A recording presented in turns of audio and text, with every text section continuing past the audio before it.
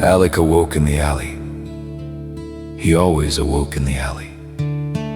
For a long while he had lived on the road, catching a chance ride here or jumping a freight train there. Always being one day ahead of himself, but never quite able to get away from where he was.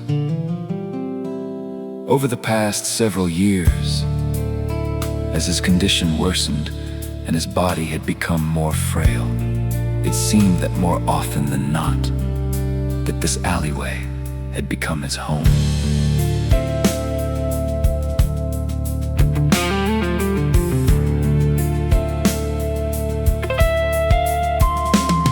As Alec awoke, it became immediately clear to him that today was different, drastically different.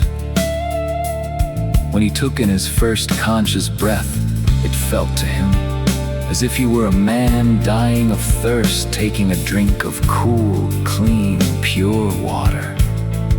And as he inhaled the crisp morning air, it seemed to travel thousands of miles into his eager lungs. Alec was instantly aware. There was a new reality all around him, and he was conscious of things and places and people of whom he was unfamiliar with just yesterday. Alec stood up, looked around him. Gone was the stench of morning sickness and matted hair, or the gut-wrenching moment of shame that came from soiled undergarments, or the damp stain of his own urine.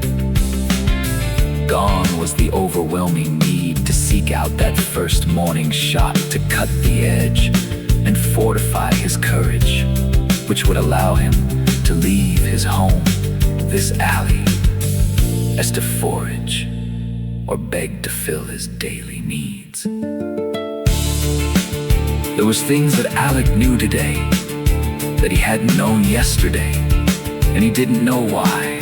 He knew he liked math, but found science a bore. Alec looked at his hands, first at his palms, and then turning them over and looking at the backs, turning them over and over again, as if it was the first time he had ever seen them. They were so small and clean, and yet he knew they were, in fact, his hands.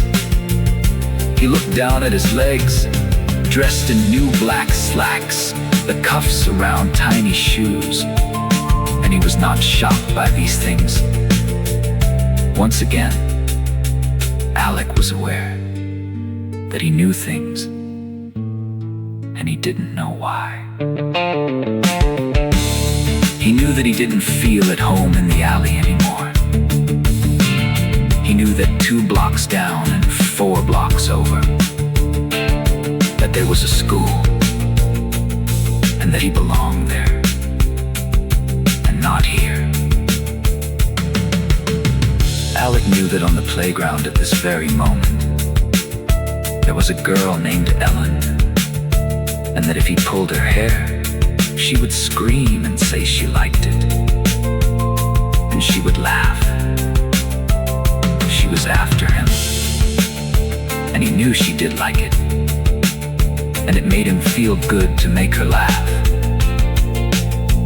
He knew that there was still 22 minutes before the bell would ring, and then he would have to go back to class. He knew these things, and he didn't know why. But everything inside his young body told him it was time to get up and go. Alec jumped to his feet, brushed himself off, and dashed out of the alleyway without a moment's thought of ever looking back at his future, gleaming brightly.